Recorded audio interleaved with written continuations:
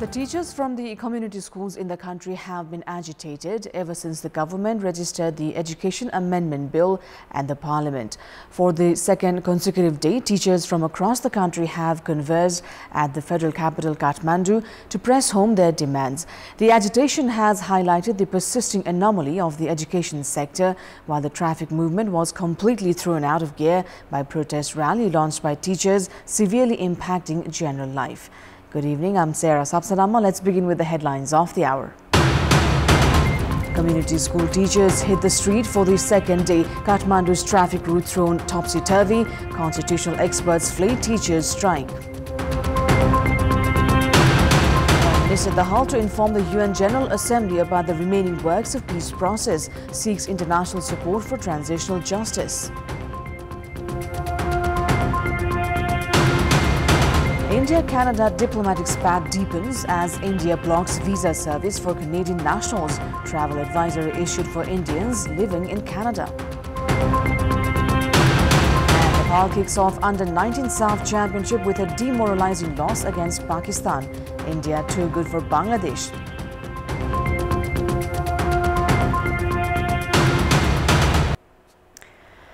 Representatives of the agitating teachers and Home Ministry held talks earlier today.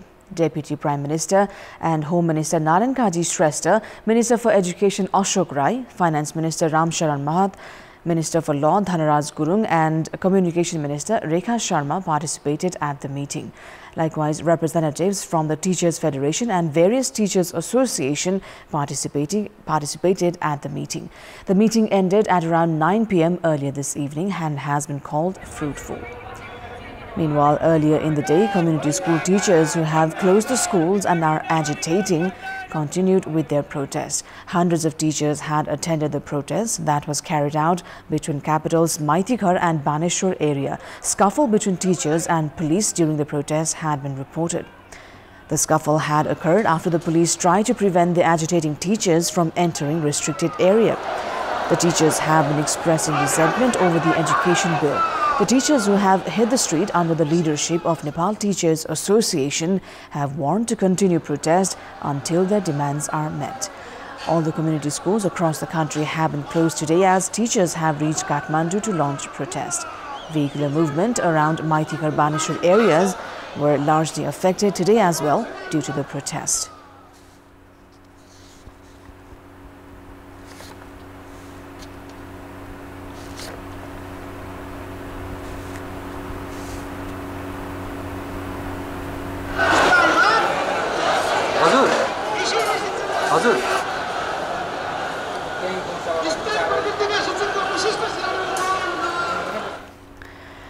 Teachers of government schools have been staging protest by closing schools since Monday. Vehicular movement around Maitighar Baneshwar area was largely affected due to the protest. Teachers from different parts of the country have reached the capital to protest before discussion on the education bill is held at the Parliament. Article 57, in fact, of the Constitution of Nepal provisions sole and joint jurisdiction of all the three tiers of the government. As per Schedule 8, primary education is solely under the jurisdiction of the local level.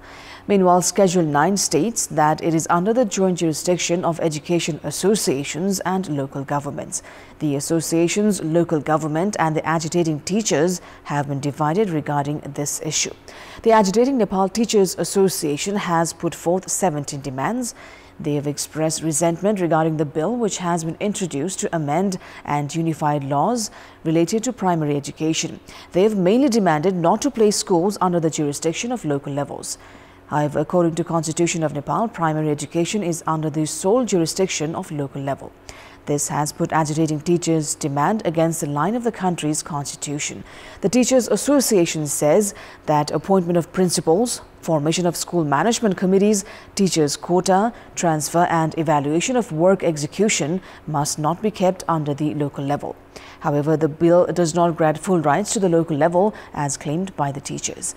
The bill has kept Teacher Service Commission intact, which will continue to appoint teachers. The local government, meanwhile, can transfer teachers within their local level. The bill has reinstated district education administration, against which municipal associations and Association of Rural Municipalities have expressed discontent. Meanwhile, the government has geared up to endorse the bill regardless of objection by teachers and local levels. Efforts are underway for a dialogue between the government and the agitating side. Discussions were also held in 2 phases in the morning and evening today. Lawmakers who play a significant role in formulation of laws say that the issue must be resolved through dialogue. Other demands made by teachers are related to professional rights. They have demanded to promote temporary teachers to permanent, periodical promotion and end-of-pay discrimination.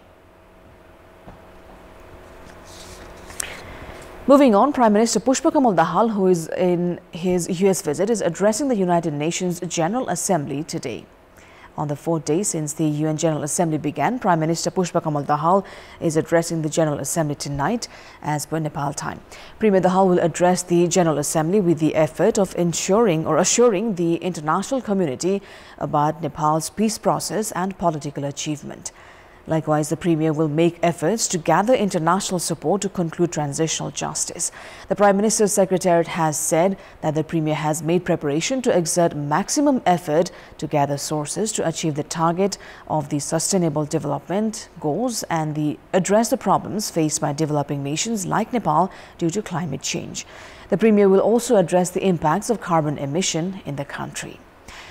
Now, the State Affairs and Good Governance Committee of the Parliament has directed the government to scrap facilities provided to dignitaries against the criteria.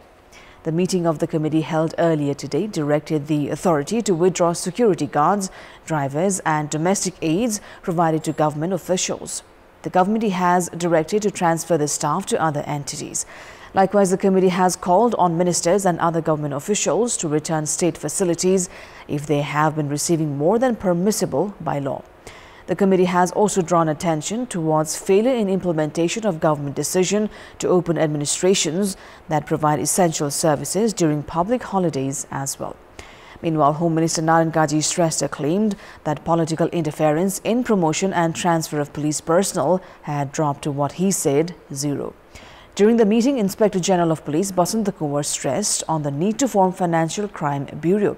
He said that 25% of police complaints in recent times were related to financial crimes.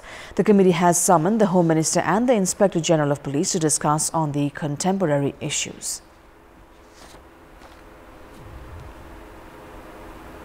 We'll take a short break here. More news coming up. The Ministry of Energy, Water Resources and Irrigation has prepared a 12-year work plan with the aim of expanding hydropower projects, strengthening energy trade and encouraging domestic consumption by the year 2035. The ministry aims to raise the energy production from the current 25,000 to 28,500 megawatts in the next 12 years and export 15,000 megawatt. The investment to complete the project has been estimated at $46 billion, of which Nepal can share $42.3 billion. So far, the government has invested some $2.6 billion. The ministry has said in the next 12 years, 1 trillion of the revenue generated by Nepal Electricity Authority will be invested in the energy sector. The ministry has also said the government will extract $2 billion from the Climate Investment Fund to expand transmission and distribution lines, and $500 million will be allocated through the annual budget. A further $12 billion is expected to be generated from remittances, Nepal Infrastructure Bank and debentures. The ministry has also stated the per capita consumption of electricity will be raised to 1,500 units. In this context, in our Public Voice segment, today we've asked in several provinces what suggestion people have for the concerned authority to complete hydropower projects on time. Let's take a look at what they had to say.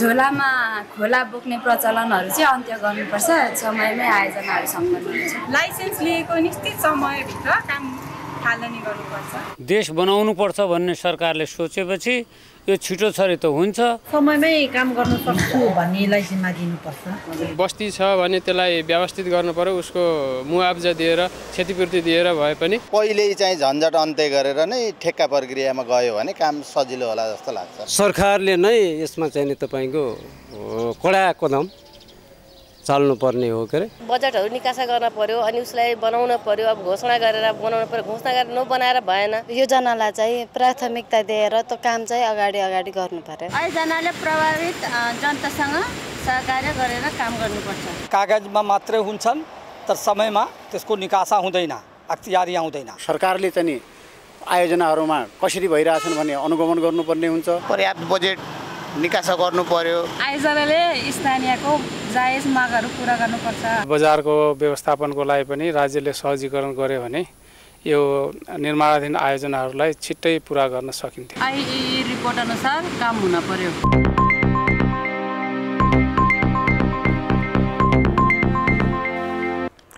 It's time now for our segment Public Pulse, where you text us with your opinion. Public Pulse. But before today's question, let's take a look at the results from yesterday's poll. Yesterday we asked you, what's your take on the ongoing teachers' protest? 68% voted for option A, politicization of education, 9% for B, crisis of faith, and 23% for C, seeking rights. Here's today's question. Why has the trend of VIPs availing of facilities against set standard persisted? Your options are A, dominating attitude, B, monitoring lapses, and C, legal complexities. The voting is on. Type NEWS, select your option A, B, or C, and send it to 34001 to share your opinion with us. Let's move on to the international update.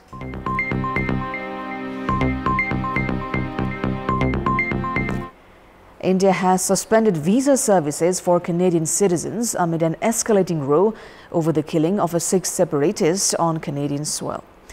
Visa service provider BLS posted a message from India's mission blaming operational reasons for the decision. Tensions flared this week after Canada said it was investigating credible allegations linking India with the murder of the separatist leader. India angrily rejected the allegation, calling it absurd. Analysts say relations between the two countries, which have been strained for months, are now at an all-time low. The message about the suspension of visas was first posted on the BLS website on Thursday. The move comes a day after India issued an advisory urging its citizens travelling to or living in Canada to exercise utmost caution in view of the growing anti-India activities and politically condoned hate crimes and criminal violence in Canada. Canada has 1.4 million people of Indian origin, making up to 3.7% of the country's population, according to the census in 2021. India also sends the highest number of international students to Canada. In 2022, they made up to 40% of total overseas students at 320,000. It's time now for another break. We'll be right back. Welcome back. It's time now for the sports update. Sports news. Nepal suffered a 1-0 defeat against Pakistan at the SAF Under-19 Championship. Nepal failed to put up a good performance against Pakistan in today's match. Pakistan dominated the match throughout as they missed 3 goal-scoring opportunities in the first half. Mohammad Adil Yunus missed the opportunity in the 33rd minute as Nepal's captain and custodian Jiarat Sheikh blocked the dangerous move. Adil Yunus missed another opportunity moments later as his shot missed the target by just a few inches.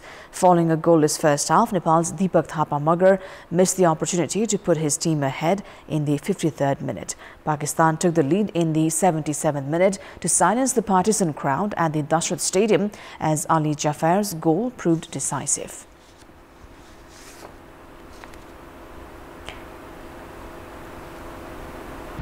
That is all for the moment. Thank you for watching. Good night.